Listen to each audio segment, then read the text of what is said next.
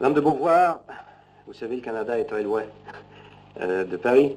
Et au Canada, quand on parle de l'existentialisme, généralement, la première chose qui nous vient à l'esprit, et on voit toute cette jeunesse bruyante, tapageuse, qui aimait beaucoup le jazz dans les années de l'immédiate après-guerre, et qui se réclamait, qui fréquentait Saint-Germain-des-Prés, qui se réclamait de l'existentialisme. Alors pour vous, est-ce que cette jeunesse présentait un visage réel de l'être existentialiste, de l'homme existentialiste? Je crois qu'il n'y avait à peu près aucun rapport entre la philosophie existentialiste, telle que l'on définit, que ce soit Gabriel Marcel, qui a défini un existentialisme chrétien, ou Sartre, qui a défini un existentialisme athée, et cette jeunesse, sinon une question de topographie. Je veux dire que Jean-Paul Sartre fréquentait les cafés de Saint-Germain-les-Prés pour y travailler, et il habitait d'ailleurs, il habite encore sur la place Saint-Germain-les-Prés, et toute cette jeunesse eh bien, danser dans les caves de Saint-Germain-les-Prés, je vois très peu d'autres rapports entre les deux espèces d'existentialisme. C'était tout à fait accidentel, quoi, qu'ils se soient rencontrés. C'est tout à fait accidentel. Ceci dit, nous avions, Sartre et moi, des amis plus jeunes que nous parmi cette jeunesse, tels que Gréco, Anne-Marie Casalis ou d'autres, mais enfin, les noms de muses de l'existentialisme qu'on a donnés justement à Gréco, Anne-Marie Casalis, ne signifiaient pas grand-chose. Vous demandez la définition de l'homme dans l'optique de l'existentialisme, ce serait vous demander, je crois, de résumer beaucoup de grands livres philosophiques. Oui, je crois que c'est à peu près impossible. Mais il y a peut-être moyen, je crois, de vaincre la difficulté en abordant le problème de l'existence de l'homme par différents aspects d'ordre moins général, comme par exemple, quelles sont les valeurs que vous reconnaissez à l'homme? L'homme lui-même.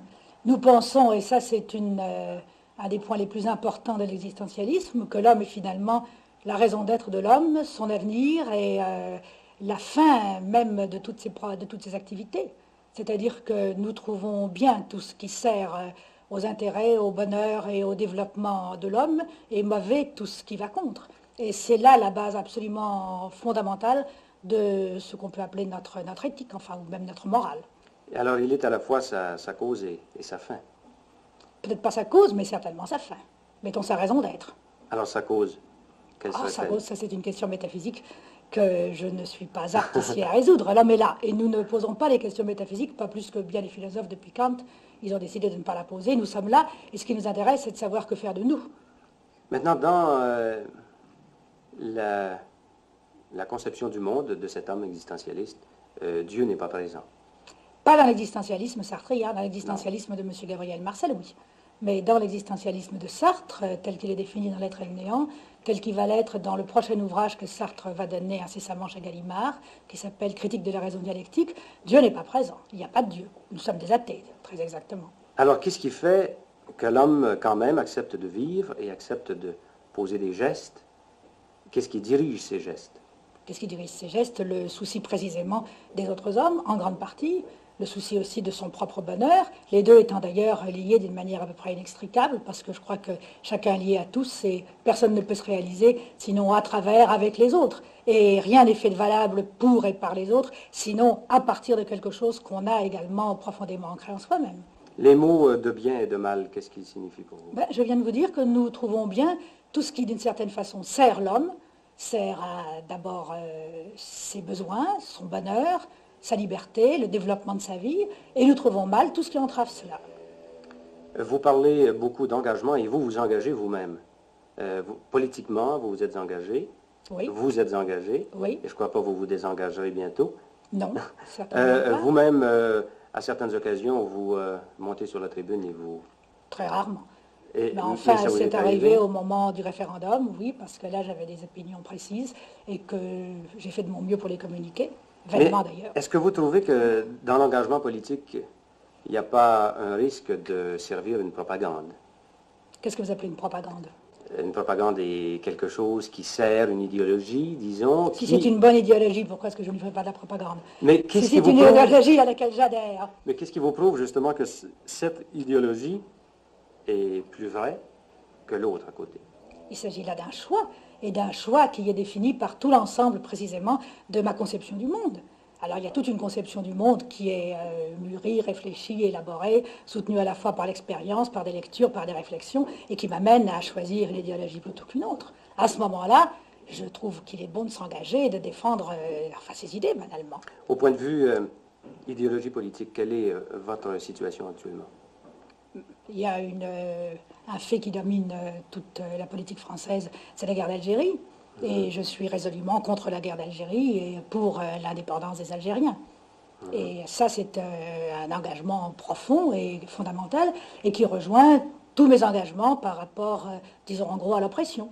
Je suis contre l'oppression sous toutes ses formes, et particulièrement sous cette forme d'ailleurs complètement périmée, même d'un point de vue tout simplement réaliste, qui est le colonialisme. Est-ce que vous croyez qu'actuellement, il y a une idéologie politique ou une politique en action qui est appliquée actuellement, qui mérite justement l'engagement total? À l'heure qu'il est en France, l'engagement que nous pouvons avoir est un engagement d'opposition, puisque précisément ce qui a triomphé, ce sont des idées, et quand je dis nous, je pense à tout le groupe ensemble auquel je me rallie, dont je fais partie, qui représente notre revue L'État moderne, puisque nous sommes contre le régime qui existe en ce moment et contre sa politique. Notre politique est d'abord une politique d'opposition. Parce que vous le concevez comme étant un régime d'oppression? Oui, bien sûr, comme était déjà d'ailleurs le régime précédent. Seulement celui-ci avec quelque chose de plus net,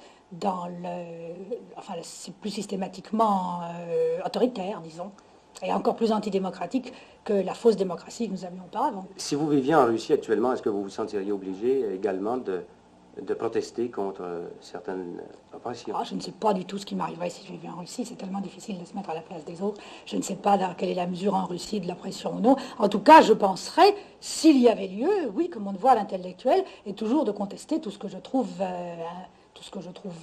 qui opprime l'homme, certainement. Et cette situation de quelqu'un qui proteste, qui tient à toujours protester contre l'oppression, quand il voit l'oppression quelque part, qu'il proteste, est-ce que vous croyez qu'un jour, ça sera éliminé? C'est-à-dire, est-ce que vous croyez qu'un jour, il y aura moyen de trouver un système social qui remplira toutes les conditions? Ça, nous voguons en plein dans les utopies. On ne peut absolument pas donner de réponse précise à cela. Je pense que pour que ça soit même envisagé, une abolition radicale de l'oppression, il faudrait d'abord que la planète change quant aux ressources qu'elle offre aux hommes, parce que, comme vous le savez, le grand malheur qu'il y a aujourd'hui et depuis la naissance de l'humanité, du moins depuis qu'on la connaît, c'est la rareté, c'est qu'il n'y a pas assez à manger pour tout le monde, tout bêtement, c'est qu'il y a des millions d'hommes qui meurent de faim, encore en Chine, malgré l'effort de la Chine, et énormément encore aux Indes et dans toute l'Asie. Tant qu'il n'y aura pas assez à manger pour tout le monde, forcément, il y aura un état de lutte des hommes entre eux et il y aura forcément un état d'oppression. Alors, si vous me demandez si un jour il y aura l'abondance, je suis absolument incapable de vous répondre. Ça dépend des progrès aussi bien du développement de l'énergie atomique que du rythme de la repopulation par rapport à la production. Enfin, 1000 questions qui nous entraînent dans de la science-fiction à ce moment-là. Dans Les Mandarins, Madame de Beauvoir, il y a une scène, je crois, très importante du roman, alors que Dubreuil et l'autre, qui s'appelle, j'ai oublié son nom, Perron, luttent, justement, sont engagés dans le sens d'une certaine idéologie politique. Ils se rendent compte un jour que dans le pays qui représente en quelque sorte le symbole qui applique cette idéologie, des choses se passent qui ne devraient pas se passer, d'après les yeux, comme l'existence des camps de concentration. Et à ce moment-là, il y en a un qui veut le dire aux lecteurs, à ses lecteurs, et l'autre qui ne le veut pas. Est-ce que vous croyez qu'il était juste de ne pas en avertir le public? Je n'ai pas exactement pris parti, parce que, comme je vous l'ai dit tout à l'heure, nous pensons que la morale n'est pas une affaire de principes et de valeurs éternelles, mais d'abord, avant tout, une question concrète d'efficacité, c'est-à-dire qu'il s'agit toujours de servir le bien, le bonheur, la liberté des hommes. Alors, le vrai problème, c'était de savoir quelle était l'efficacité d'une telle révélation. Pouvait-elle servir à diminuer, par exemple, l'importance de ces camps? Pouvait-elle accélérer leur liquidation? Ça, c'est un point de vue. Mais d'autre part, est-ce qu'on ne risquait pas, en les révélant, de décourager alors toute une classe de la population française qui prenait appui quand même sur l'URSS et sur le Parti communiste pour lutter contre la pression? C'était ces choses ces facteurs qu'il fallait balancer avant de prendre une décision. Alors les deux points de vue pouvaient se défendre, quoi. À mon avis, comme je l'ai posé dans Les Mandarins, les deux points de vue pouvaient se défendre. Ceci dit, pratiquement, la question s'est posée, un peu plus tard d'ailleurs, car Les Mandarins ne suivent pas du tout la réalité, comme on l'a dit. J'ai pris beaucoup de liberté avec l'histoire, au contraire. Lorsque la question s'est posée d'en parler ou de ne pas en parler, Sartre, dans l'État moderne, en a parlé. Il a parfaitement, il a été même, je crois, peut-être pas le premier, c'est le premier à l'avoir voulu le faire. Je crois que Roussel a pris de vitesse, mais ils étaient d'accord à ce moment-là, dans, je ne sais plus quoi, peut-être le Figaro littéraire. Toujours est-il que Sartre en a parlé des camps de concentration soviétiques et a donné les règlements tels qu'ils avaient été inscrits, sur l'internement administratif, presque avant tout le monde. Au point de vue engagement politique, Sartre et vous-même avez été et êtes encore, je crois, très près du communisme. Nous sommes souvent près du communisme, souvent aussi assez loin. Ça dépend tout à fait de la tactique, de la politique du parti, ça dépend à l'extérieur comme à l'intérieur d'une quantité de choses. Et au point de vue philosophique, évidemment, l'existentialisme et le marxisme ne se rejoignent pas. Ils ne sont pas très loin l'un de l'autre, et précisément les prochains ouvrages de Sartre sont un effort pour montrer tout ce qu'il y a de conciliable entre les deux. Ils sont proches l'un de l'autre en ce sens que les deux sont des matérialismes, mais pas au sens où on prenait le mot au XVIIIe siècle, pas au sens, d'ailleurs ça Sartre s'est expliqué très très souvent à l'un des ouvrages antérieurs, en ce sens que nous pensons que ce qui prime d'abord avant tout dans le monde, c'est le besoin. Je vous le répète, le besoin et l'impuissance de la planète telle qu'elle est à assouvir ses besoins chez tous, sous leur forme la plus primitive. Vous dites que c'est en somme une recherche du bonheur, toujours, que l'acte de vivre. Donc l'amour est un élément important dans le bonheur ou le malheur de l'homme et de la femme, je crois bien. Ça dépend sous quel ciel, parce que quand on n'a pas assez à manger, c'est d'abord la nourriture. Sûrement. Dans nos populations civilisées qui en gros mangent à leur faim, l'amour a beaucoup plus d'importance, certainement. Alors dans notre contexte, vous avez dit que l'amour était le renoncement de toute possession, ce qui semble contredire... Quand est-ce que j'ai dit ça? Vous avez écrit ça, l'amour était le renoncement de toute possession. Je crois que c'est dans le deuxième sexe. Peut-être. Est-ce que vous acceptez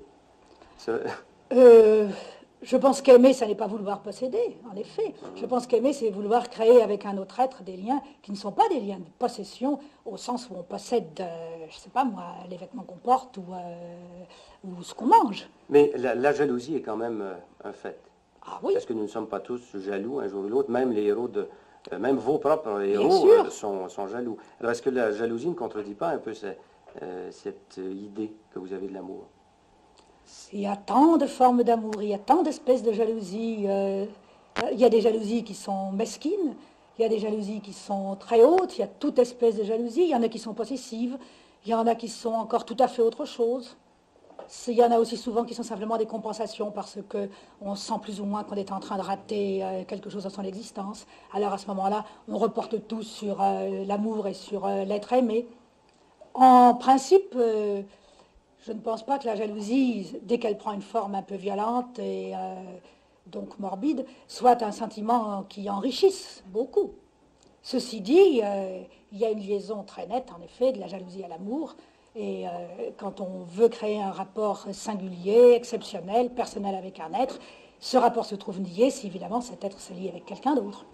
Je ne suis pas contre la jalousie a priori, mais je ne pense pas que ce soit la forme la plus vraie et la plus haute de l'amour.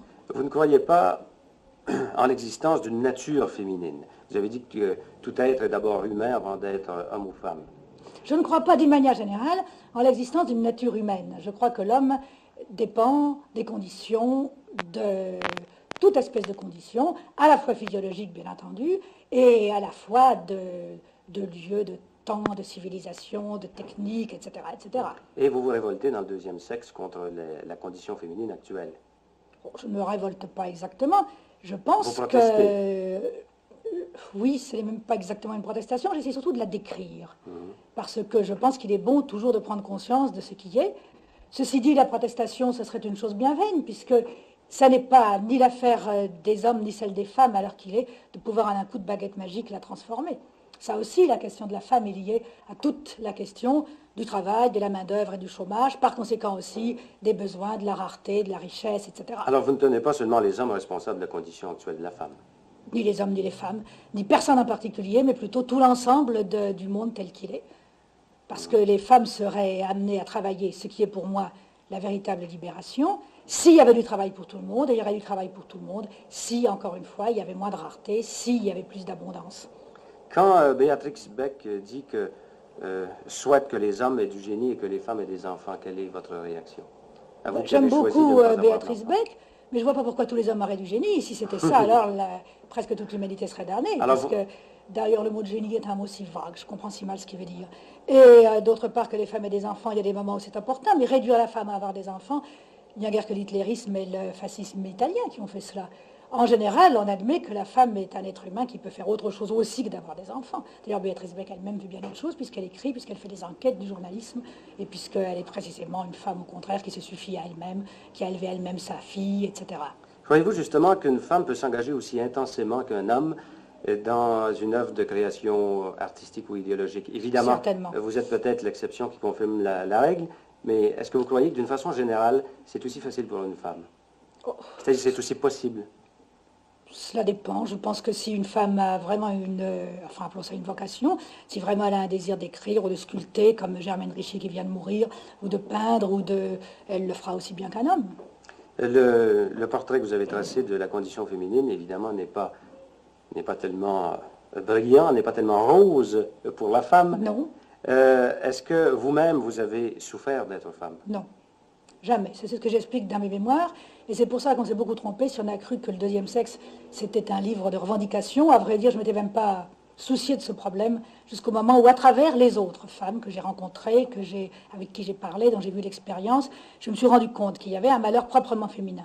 Mais personnellement, non, parce que comme j'ai fait les études que j'ai voulues, comme je n'ai pas eu de difficulté à les faire, que j'ai jamais trouvé d'hostilité parmi mes camarades, parce que quand même des intellectuels de gauche, c'est ce qu'on peut trouver de plus ouvert et de plus libéral touchant cette relation entre hommes et femmes, j'en ai jamais souffert. Vous avez déjà dit que le principe du mariage était obscène. Qu'est-ce que vous vouliez dire par là? Je veux dire que si deux êtres restent rivés l'un à l'autre par des institutions et par des liens purement extérieurs, alors qu'il n'y a plus rien dans leur cœur et dans leur chair qui les rattache vraiment l'un à l'autre, on arrive à quelque chose qui me semble aussi répugnant que peut-être la prostitution. Mais est-ce qu'on a déjà trouvé mieux que le mariage quand même dans les relations entre hommes et femmes en vue de la procréation? Je crois qu'en tout cas, la notion de mariage est en train de grandement s'assouplir et que le mariage avec facilité de divorce, comme il se pratique à présent, mettons en Amérique, est un énorme progrès sur le mariage institutionnel et qui condamnait une femme à jamais à être l'épouse de cet homme-là et à n'être que cela pendant toute sa vie. Mais est-ce que la preuve n'a pas été faite que les enfants, justement des couples divorcés, étaient très malheureux? Étaient souvent déséquilibrés, avaient des troubles émotifs? Ça dépend. Il y a aussi des enfants de gens qui sont mariés, qui s'entendent mal, qui sont très malheureux et qui ont des troubles émotifs. Je pense que le rapport des enfants aux parents serait à revoir d'ailleurs d'une manière générale dans la société, parce que je pense que, en tout cas en France, je crois qu'il n'y en a pas de même ni en URSS, ni en Amérique. Mais en France et dans tous les pays latins, les enfants vivent beaucoup trop dans les jupes de leur mère et beaucoup trop loin des autres enfants. Je crois qu'il est tout à fait souhaitable que les enfants vivent avec des enfants, qu'ils aient naturellement des rapports aux parents, mais là aussi que ce soit beaucoup plus du sentiment, de la liberté qu'une institution. Est-ce que la chose a déjà été tentée quelque part? Eh bien, vous savez peut-être qu'en Israël, dans les kibbutz, il y a une organisation vraiment assez merveilleuse du point de vue des enfants. C'est-à-dire que les adultes sont entre eux et travaillent toute la journée. Les enfants sont entre eux toute la journée à travailler et à avoir des récréations. Et le soir, vers 5 heures, quand les adultes ont leur journée de travail finie, alors ils rencontrent leurs enfants et ils se donnent à eux complètement pendant 2 ou 3 heures. C'est-à-dire beaucoup plus que ne font des parents moyens qui vivent du matin au soir près de leurs enfants et en même temps très loin d'eux. Parce qu'à ce moment-là, ils leur parlent, ils jouent avec eux, etc., etc. Il y a des vrais rapports qui s'établissent entre eux. Je crois que ça, c'est une expérience qui est excellente. En tout cas, tous les gens qui y ont été dans les kibbutz, qui ont vu ça, quoique ils n'approuvent pas tout dans les kibbutz, je crois que cette chose-là, presque toujours, ils l'approuvent. Dans les mémoires, dans vos mémoires, premier tome, Oui. qui s'appelle Les mémoires d'une jeune fille rangée, non sans humour d'ailleurs, je crois, le titre. Bon, un peu d'humour. Vous savez que le titre est emprunté en fait à un livre charmant de Tristan Bernard qui s'appelait Les mémoires d'un jeune homme rangé, qui est un roman. Alors je l'ai repris et transposé, en effet, pour indiquer le sens du livre. Dans ce livre, vous dites que vous avez décidé très tôt le célibat et très tôt de ne pas avoir d'enfants. Quelles sont les circonstances qui ont... Non, je ne dis pas cela. Non, non, c'est que vous n'avez pas tout à fait bien lu. Vous avez lu des critiques qui ne m'avaient pas très bien lu, puisqu'au contraire, quand j'avais 17 ou 18 ans, j'étais amoureuse d'un cousin assez lointain, et je pensais l'épouser, et comme c'était un cousin très bourgeois, il était bien évident que notre mariage se ferait d'une manière très familiale, et je pensais au contraire avoir des enfants, une famille, etc. Oui. Et c'est plus tard, lorsque ma vocation, ce que je peux appeler ma vocation intellectuelle, s'est précisée, qu'alors je n'ai plus vu la nécessité ni du mariage. Je n'ai pas vu la nécessité du mariage parce que je ne voyais pas la nécessité pour moi d'avoir des enfants. C'est plutôt ça. Mais pourtant, vous avez eu une éducation, comme vous le dites, je crois, très bourgeoise. C'est pas une raison pour aimer la bourgeoisie. Mais vous ne semblez pas vous être, avoir eu des mouvements de révolte quand même. Non. Je crois que ça a été plus profond. Je ne me suis pas révoltée au jour le jour, mais j'ai gardé un très grand dégoût par la suite des institutions bourgeoises. Mais à quel moment avez-vous pris conscience de ce dégoût, justement? Oh, c'est venu petit à petit. Ça a commencé très lentement, c'est pour ça que je crois que c'est profond, c'est venu en profondeur. Ça a commencé par une espèce de malaise. Je trouvais qu'il y avait une incohérence entre ce que les gens disaient et ce qu'ils faisaient. Je trouvais qu'il y avait une énorme bêtise dans leur manière de vivre, qu'ils ne savaient pas vivre. Ça, j'ai commencé à penser ça vers 12-13 ans, que les choses qui se font, il n'y avait pas de raison pour les faire, qu'on pouvait très bien faire qui ne se font pas. Petit à petit, sans révolte, il y a une espèce de bêtise qui m'a sauté aux yeux. Puis j'ai voulu m'en dégager, et puis j'ai travaillé pour m'en dégager. Et puis une fois que j'ai été étudiante et que j'ai commencé à pouvoir faire une espèce de plan de ma vie, eh bien, j'ai essayé de m'écarter le plus possible de cette espèce de schéma tout fait, tout bâti. Je voulais inventer ma vie, je pensais qu'on pouvait inventer et qu'on s'en tirerait beaucoup mieux qu'en répétant des routines éprouvées, mais justement très mal éprouvées. Maintenant, de quelle façon le problème de Dieu s'est-il posé à vous? Parce que vous dites qu'à l'âge de 15 ans, il y a eu une crise qui a, une fois pour toutes, décidé... Là non plus, ce n'est pas tout à fait exact. Ce n'est pas une crise, c'est plutôt une espèce de prise de conscience. Je me suis aperçue un beau jour, à 14 ans, à 13 ans, je ne saurais pas vous dire la date exacte, je me suis aperçue un beau jour que je ne croyais plus, que c'était fini. J'avais cru d'une manière très très ardente quand j'étais toute petite. Je croyais aux anges, au petit Jésus, etc. Puis après, j'ai moins cru tout de même à toute cette mythologie plus extérieure, mais enfin, j'ai cru vraiment à Dieu. Mais petit à petit, j'ai épuré Dieu tellement qu'il n'avait plus aucun rapport avec ce monde, parce que Dieu ne pouvait pas être bête comme toutes les personnes pieuses que je voyais, ou comme les prêtres à qui je parlais. Il était différent, il ne pouvait pas non plus s'intéresser à des vétilles. Il a fini par ne plus répondre à rien ni à personne. Et à ce moment-là, je me suis aperçue que bon, il n'existait plus pour moi finalement. Il s'était évaporé. Et est-ce que, comme vous dites, c'était évaporé, mais est-ce que vous avez remis le problème en question plus tard? Plus tard, j'ai fait de la philosophie et tout ce que j'ai appris m'a, je ne pourrais même pas dire confirmé, mais tout ce que j'ai appris continue à être dans la ligne que la question, en somme toute, ne se posait pas. Si vous voulez, par exemple, j'ai lu Kant quand j'avais 18 ans et j'ai tout de suite pensé avec Kant qu'il fallait en effet refuser la métaphysique proprement dite ou l'ontologie et se poser le problème à partir du fait que nous existons sur Terre sans chercher à percer par-delà la chaîne des causes et des effets. Mais si je comprends bien, votre athéisme est d'abord venu par intuition chez vous. Si vous voulez, je me suis aperçu que j'avais aucune raison de croire, et que les gens qui étaient autour de moi croyaient sans avoir des raisons non plus. C'est plutôt ça. Les uns croyaient sans avoir de raison de croire, et moi j'ai cessé de croire sans non plus avoir des raisons positives et établies de ne pas croire. Mais comment prouver que quelque chose n'existe pas? On ne peut jamais non plus en faire la preuve, c'est plutôt aux autres de faire la preuve du contraire, n'est-ce pas? Mais enfin, oui, est-ce que la preuve... Cette preuve, je ne l'ai jamais trouvée, ni dans ma raison, ni dans ma tête, ni dans mon cœur. Donc... La preuve de quoi? Oui, la preuve d'un Dieu. Et la preuve du contraire, est-ce qu'elle existe? Enfin, philosophiquement, oui, d'une certaine façon. Parce que, par exemple, dans l'être et le néant, Sartre, à mon avis, montre très bien que cette espèce de synthèse qu'on appelle Dieu, qui serait à la fois, enfin là nous allons entrer dans de la philosophie, pour soi en soi, est irréalisable et même réellement impensable. Enfin, ceci dit, un croyant pourra toujours dire que précisément on croit parce que c'est absurde et parce qu'on ne comprend rien. Mais alors à ce moment-là, ça me semble un recours un peu désespéré. Mais d'une façon générale, qu'est-ce que vous pensez des croyants? Oh, je ne pense rien de façon générale, j'ai des opinions très particulières sur les uns et les autres, car ils sont aussi divers que les non-croyants. Il y a des prêtres progressistes avec qui je m'entends parfaitement, et il y a au contraire des athées, mettons qui sont précisément pour l'oppression, et avec qui je ne m'entends pas du tout. Et il y a des croyants qui simplement font de la religion, au contraire, alors à ce moment-là, une justification, mettons du capitalisme ou du colonialisme, avec qui je ne m'entends pas. Enfin, ça dépend. Vous savez que l'Église est très, très, très divisée. En particulier, même à l'intérieur de l'Église de France, il y a d'énormes différences.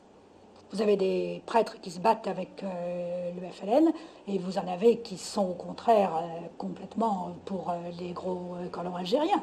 Est-ce que ça ne prouve pas que dans le christianisme, il y a là aussi une liberté comme dans votre monde existentialiste? Si, je le crois tout à fait. Je crois que finalement, Dieu, c'est une espèce d'alibi qui n'en est pas un, et que des quantités de gens, d'ailleurs, des quantités de croyants me l'ont dit, je ne dirais même pas avoué, qu'on est aussi perdu dans un monde où il y a un Dieu. Si vraiment on prend à cœur de savoir où est le bien et le mal, et quelles sont ses volontés, que dans un monde où il n'y en a pas. Parce que de toute façon, qui va interpréter la volonté de Dieu, qui va interpréter la manière dont la transcendance se traduit dans notre monde ici-bas, c'est chacun dans sa propre conscience. Et à ce moment-là, chaque conscience se retrouve aussi solitaire que la mienne qui ne croit pas en Dieu. À moins de croire en la révélation. Ce que vous ne Ah, mais croyez même pas. si on croit dans la révélation, même si on croit à la révélation, savoir si ce Dieu révélé, il souhaite qu'on continue à, je ne sais pas moi, à opprimer des Algériens et à faire mourir des gens de faim, et si c'est très bien, ou au contraire s'il trouve que c'est très mal, c'est à chacun de décider. Finalement, chacun interprète Dieu selon ses propres tendances. Vous avez déjà publié un premier tome de vos mémoires. Vous travaillez actuellement au deuxième, je crois. Oui, je travaille à une suite qui ne sera certainement pas de la même veine que le premier volume, mais enfin qui lui ressemblera quand même, du moins jusqu'à une certaine date. Jusqu'à la fin de la guerre, ce sera un récit qui suivra à peu près fidèlement les circonstances de ma vie. Je dis à peu près fidèlement parce que dans la première partie qui a été publiée, il s'agissait de mon enfance et de ma jeunesse, et je pouvais vraiment dire tout sur moi. Naturellement, quand on arrive à une vie d'adulte, on est obligé, par rapport à soi, par rapport aux autres aussi, à plus de discrétion. Il y aura donc certains chapitres que je n'aborderai pas, ou que j'aborderai très indirectement. J'en préviendrai d'ailleurs les lecteurs. Je dirai rien que la vérité, je ne dirai pas toutes les vérités, je veux surtout parler de mon rapport avec mon époque, essayer de décrire ce que c'était que d'être une jeune intellectuelle pendant l'avant-guerre. Ensuite, la secousse que ça a été pour les intellectuels de mon bord, pour les autres aussi d'ailleurs, mais enfin, je le prends sous l'angle que je connais, que la guerre, que l'occupation. C'est toute cette évolution qui est à la fois d'ailleurs, on pourrait presque dire sentimentale autant qu'idéologique, que je veux retracer. Disons plutôt cette évolution vécue, globale, totale, en relation avec mon évolution d'écrivain, avec la manière dont j'ai commencé à écrire certaines choses, certaines autres, mes échecs, ce que je peux appeler mes réussites, enfin à la mesure où, par exemple, mes livres ont été édités, enfin, sans naturellement porter de jugement de valeur là-dessus. C'est tout ça que je voudrais raconter, ma formation comme être humain et comme écrivain au cours de l'avant-guerre et de la guerre. Pour l'instant, c'est à cela que je travaille. Sur la période d'après, ça me posera encore d'autres problèmes, naturellement. Et est-ce que dans ce deuxième volume, vous allez vous rendre jusqu'à maintenant? Non, je viens de vous dire que ce volume auquel je travaille en ce moment, je l'envisage jusqu'en 1944. Ah, jusqu'en 1944 Oui, jusqu'en 1944, je sais à peu près ce que je fais. Après, je sais que je continuerai encore, que je veux parler de l'après-guerre proprement dite, en tout cas jusqu'à 1950. Ensuite, ça, je ne sais pas du tout. Je ne sais pas dans quelle mesure je ferai alors une mise au point sur ce que je suis aujourd'hui. Ça, ce ne sont plus des mémoires à ce moment-là, n'est-ce pas? Peut-être qu'il peut être intéressant et que je peux trouver un moyen de faire un certain bilan de la manière dont je pense ma vie. Mais enfin, ça, c'est à élaborer, c'est pour beaucoup plus tard. Car ça va être un très long ouvrage, enfin long quant au travail que ça va me demander. En somme, voilà déjà 1 an que je travaille dessus, depuis que j'ai fini le premier volume, et je compte au moins encore 3 ans. De quelle façon travaillez-vous à vos mémoires? Est-ce que vous écrivez vite? Est-ce que vous écrivez lentement? Est-ce que vous réécrivez souvent? Je réécris très souvent. Ça dépend des ouvrages. J'écris beaucoup plus vite les essais et surtout les reportages que je n'écris les romans ou un ouvrage comme ces mémoires que je voudrais vraiment très exact et auquel je veux apporter beaucoup de soin. Là alors, puisque vous me demandez sur les mémoires, je vous dirais qu'en gros, j'ai fait d'abord une espèce de, je ne peux même pas dire une première version, une espèce de brouillon écrit au galop, où j'ai jeté pêle-mêle un peu tout ce que je me rappelais, une espèce d'exploration de ma mémoire proprement dite. Et puis alors j'ai repris cela ensuite, année par année, en m'aidant de ce que je pouvais avoir de documents, j'en ai malheureusement très peu, des journaux dans la mesure où j'en avais, des lettres dans la mesure où j'en ai, et aussi alors des documents objectifs, c'est-à-dire regarder les journaux de l'époque, alors les journaux, je veux dire la presse de l'époque, etc., pour essayer de revivre enfin mon époque. Parce que, comme je vous disais tout à l'heure, que je pense qu'il n'y a pas de nature humaine et que chacun est lié à tout ce qui l'entoure, si je veux parler de moi, je suis obligé de parler de la France entre 1929 et 1939, par exemple. C'est dans ce sens-là que vous entendez l'engagement, d'ailleurs. C'est que nécessairement, tout est conditionné, chaque être humain est conditionné par tout ce qui l'entoure. Si vous voulez, c'est qu'en un certain sens, il est impossible d'écrire sur quoi que ce soit sans qu'au moins à l'horizon se profile tout l'ensemble du monde dans lequel on vit. Alors vous ne croyez pas en l'art pour l'art, évidemment. Je ne sais pas s'il y a beaucoup de gens aujourd'hui qui croient même que ces mots aient un sens. Vous croyez que c'est impossible, d'ailleurs? Je ne sais pas très bien ce que ça signifie. Je pense que tout art a toujours eu un contenu, un sens, a toujours été un appel adressé à d'autres hommes, a toujours été une parole dite à des hommes, a toujours eu des raisons humaines dans celui qui était le créateur et dans ceux qui étaient destinés à recevoir et à entériner sa création. Dans le problème de rédaction de mémoire, on dit souvent que chaque auteur se rend compte, à un certain moment, de la limite de sa sincérité. Est-ce que vous avez été face à face avec une certaine limite de sincérité? Non. Je pense que la sincérité, à vrai dire, est elle-même, la sincérité littéraire, est elle-même un problème littéraire. Et qu'il ne s'agit pas de toute façon de transcrire les choses comme elles vous viennent dans la tête. Il faut essayer d'en restituer la vérité, à la fois, d'ailleurs ce qui est compliqué, telle qu'on l'a vécue et telle qu'on l'a reconstruit aujourd'hui. C'est ça que j'essaie. Si vous voulez, plutôt que le mot de sincérité, je vous dirais que ce qui m'embarrasse, c'est la distance à moi-même. Ce qui m'embarrasse et qui m'intéresse. Je veux dire que, par exemple, dans le premier volume des mémoires, j'ai assez facilement trouvé une certaine distance à mon enfance. J'ai eu beaucoup plus de mal pour trouver une certaine distance avec ma jeunesse. Est-ce que j'allais être complètement d'accord avec elle ou la juger avec une espèce d'ironie détachée? Trop d'ironie, ce n'est pas bien, parce qu'après tout, pourquoi est-ce que je me moquerais de la jeune fille que j'ai été, même si j'ai été stupide? Il n'y a pas lieu. Il n'y a pas à prendre des supériorités, c'est pas parce qu'on est plus âgé sur ce qu'on a été quand on était jeune.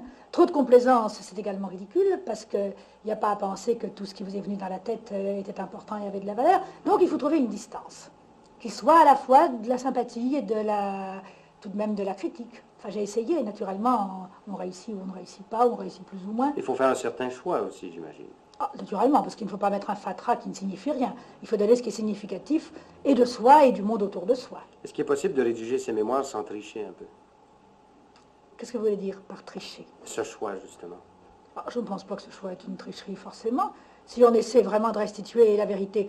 Si je ne raconte pas quel repas j'ai fait le 4 décembre 1931, je ne pense pas que je triche, même s'il se trouve que dans une lettre à des amis, je l'ai raconté. Ce n'est pas une tricherie, parce que ça n'a aucun intérêt pour le lecteur.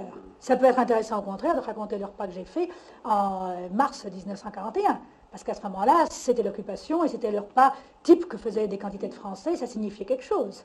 C'est ça, plutôt, je trouve, qui doit guider, n'est-ce pas? C'est ce qui est signifiant. Vous m'avez dit tantôt que vous travaillez différemment quand vous écrivez vos mémoires, par exemple, et quand vous rédigez un essai. Oui. Quelle est l'explication de ça? C'est que je pense, d'ailleurs, en vérité, je travaille différemment pour chaque livre. Il n'y a pas de livre que j'ai écrit exactement de la même manière. Mais d'une façon générale. Parce que l'idée générale de l'œuvre ne me vient pas de la même façon. Et puis alors ensuite, le fait de la développer, de la voir comme totalité, de la prendre par petits morceaux, se présente tout à fait autrement dans un cas, dans un autre cas. Alors il n'y a aucune méthode arrêtée. Il n'y a pas de méthode arrêtée. Il y a quand même quelque chose qui m'est, je ne sais pas particulier, mais enfin, en tout cas qui se retrouve presque toujours pour tous mes écrits, c'est que j'ai besoin d'aller d'un bout à l'autre, et puis de recommencer en allant de nouveau d'un bout à l'autre, en approfondissant chaque fois. Si vous voulez, je ne ferai pas un premier chapitre définitif avant d'être arrivé à la fin du dernier. Et quand le dernier est fini, je recommence depuis le début, en un sens. Et ça tourne en rond comme ça, enfin comme beaucoup de peintres peignent, n'est-ce pas? Ils ne font pas d'abord un morceau de la toile, ils font toute une esquisse, et puis ils l'approfondissent, et puis ils la réapprofondissent, puis ils s'arrêtent à un moment parce qu'ils ne peuvent plus rien y ajouter. C'est votre façon de C'est un peu comme ça que je travaille, c'est ça. Qu'est-ce qui fait qu'un sujet donné, ou une situation donnée, devient un roman au lieu d'une pièce de théâtre, ou une pièce de théâtre au lieu d'un roman? Bah, en vrai dire, je n'ai essayé qu'une fois de faire du théâtre, ça n'a réussi Pourquoi qu'à à ce moment-là moitié. avez-vous... Parce que j'avais envie de m'essayer au théâtre et j'avais trouvé un sujet qui me semblait extrêmement théâtral. Et puis, j'ai fait une pièce qui s'appelait Les Bouches Inutiles et je me suis aperçue que ça répondait beaucoup moins à ma manière de sentir les gens, leurs problèmes, que le roman. Et finalement, je n'ai pas recommencé, pas exactement par principe, parce que quand j'ai voulu raconter des cas, décrire des vies, enfin, j'étais bien plus à mon aise pour les raconter sous forme romanesque. Vous attachez beaucoup d'importance au roman. Oui, comme je trouve Sartre, qu'un bon roman, ça communique beaucoup. Et quand je lis un bon roman, ou quand j'ai lu de bons romans autrefois, parce que c'est tout de même surtout dans la jeunesse qu'on est vraiment happé, cela m'a donné des expériences plus exaltantes peut-être que n'importe quoi. Qu'est-ce que vous demandez à un roman, d'abord? Je lui demande d'abord une certaine vérité, ce qui ne veut pas dire une exactitude réaliste, mais il faut qu'il me communique quelque chose qui soit bien particulier, qui soit arrivé à certaines personnes et en même temps qui soit assez général pour me toucher. C'est ça d'abord que je lui demande. Alors qu'il me donne cette vérité à travers telle ou telle espèce d'anecdote, de technique, de style, ça m'est égal du moment qu'il me la donne. Est-ce que vous trouvez que certains jeunes écrivains du nouveau roman, par exemple, comme Grillet, Butor, Simon et d'autres, est-ce que vous trouvez qu'ils attachent trop d'importance au côté technique? Je trouve qu'il est intéressant de faire des recherches techniques, parce que la technique est un instrument et qu'on peut arriver à dire plus vite, mieux des choses quand on a un très bon instrument entre ses mains. Je pense qu'en effet, si on se bute sur l'instrument en tant que tel, comme fait un peu trop Rob Grillet, beaucoup moins Butor, on risque à ce moment-là de ne rien raconter de très intéressant. Ou alors le contenu vous échappe malgré vous. Par exemple, La jalousie de Rob Grillet, qui est son moins bon livre à mon avis, je préfère les autres. Je trouve qu'il ne s'est pas rendu compte que, en croyant décrire simplement des plans, des surfaces, des mouvements et des objets, et faire ce qu'il appelle de l'objectal, qu'en vérité, il donnait une conception absolument bourgeoise, très marquée, de ce que c'est que l'amour possessif, justement, et la jalousie, chez un propriétaire terrien, un colon même d'ailleurs, d'aujourd'hui. Vous avez aussi fait des grands reportages, entre autres votre livre sur la Chine et celui sur les États-Unis. Oui. Je ne vous demanderai pas évidemment de comparer les États-Unis à la Chine. Donc c'est vraiment impossible. Ce serait tout à fait une chose étant impossible. donné leur histoire, leur départ, enfin les circonstances. La condition de la femme en Chine. La condition de la femme en Chine, elle a énormément évolué, mais vous savez, elles reviennent de très très loin, les Chinoises, puisqu'on voit encore dans Pékin des vieilles femmes qui ont des tout petits pieds, puisqu'une fois que les pieds ont été déformés, ils demeurent ainsi rabougris jusqu'à leur mort. Donc il y a encore des traces de cette coutume abominable qui était vraiment le symbole, en même temps que d'ailleurs la réalisation de l'esclavage féminin en Chine. Alors tout cela a été, c'est une bataille qui a été gagnée, les femmes sur des tas de plans sont émancipées, les paysannes ne sont plus du tout maintenant les serves qu'elles étaient autrefois, les femmes votent comme les hommes, les femmes enfin sont légalement tout à fait les égales des hommes. Bien entendu, pratiquement, pas plus d'ailleurs qu'en Occident, elles ne sont vraiment aussi importantes dans aucun domaine. Mais c'est tout de même un des domaines où elles sont à l'avant-garde. Les jeunes étudiantes chinoises, par exemple, sont vraiment, vraiment sans aucun complexe par rapport aux étudiants chinois, qui de leur côté n'ont aucun complexe de masculinité, si je peux dire. Ils ne se sentent absolument pas supérieurs en tant que mâles à leurs camarades femmes. Alors, ils correspondent à un souhait que vous faites dans le deuxième sexe. Oui, d'une certaine façon, oui, certainement. Plus que les Américains.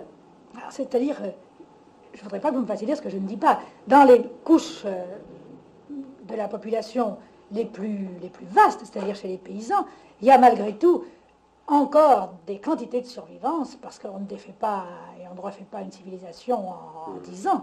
Et je crois que les femmes sont encore, malgré tout, traitées pas du tout à égalité avec les hommes, pratiquement, malgré la loi, parce que vous savez que d'ici qu'une loi se trouve réellement incarnée, il n'y a qu'à voir même nos sociétés à nous, c'est bien différent. Mais au contraire, alors, dans ce qu'on peut appeler l'élite, enfin, chez les jeunes intellectuels, il y a vraiment une égalité profonde qui est réalisée, c'est certainement.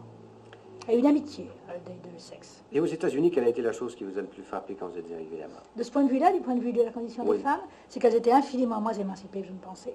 C'est que je trouve qu'en réalité, leur émancipation est une chose extrêmement extérieure. D'ailleurs, ça, j'ai parlé de cela avec plusieurs Américaines libérales et très intelligentes qui sont de mon avis. Il y en a une en particulier que je voyais récemment qui s'appelle Eve Merian, je crois, qui écrit dans la Nation, et qui me disait, qui a d'ailleurs écrit des articles très intéressants là-dessus, sur le mythe de la môme, en montrant qu'en vérité, la femme américaine, comme dans tous les pays, eh bien, elle est dépendante de l'homme, dans la mesure où économiquement, c'est l'homme qui a l'argent. Et qu'on a beau dire que c'est la femme qui décide si on ira cette année-là dans la Côte d'Azur ou dans un petit village du Texas où on a des parents, c'est finalement le porte-monnaie de l'homme qui en décide. Et ça, je crois qu'elle a parfaitement raison. Et c'est tout à fait ce qui m'a frappé, moi, quand j'ai vu les Américaines. Et pour le reste, pour ce qui est de se faire une situation, de vouloir arriver par soi, je trouve qu'il n'y a plus d'ambition valable chez les jeunes européennes, en France, en Angleterre, en Allemagne, dans les pays du Nord aussi, que je n'en ai rencontré chez les Américaines, pour qui vraiment l'idée était d'avant tout d'attraper un mari. Est-ce que vous croyez que la paix est possible dans l'état actuel du monde? Peut-être, dans la mesure où la guerre devient impossible. C'est le seul espoir que j'ai, c'est que d'ailleurs beaucoup de gens partagent. La guerre devient tellement impossible et signifierait tel ravage, et tout le monde le sait tellement, que peut-être qu'enfin la paix va régner, avec des petites guerres locales, peut-être ici ou là, mais alors des petites guerres très très localisées où on ne pourra pas employer les grandes armes destructives. Madame de Beauvoir, c'est sur ce souhait que je vous remercie.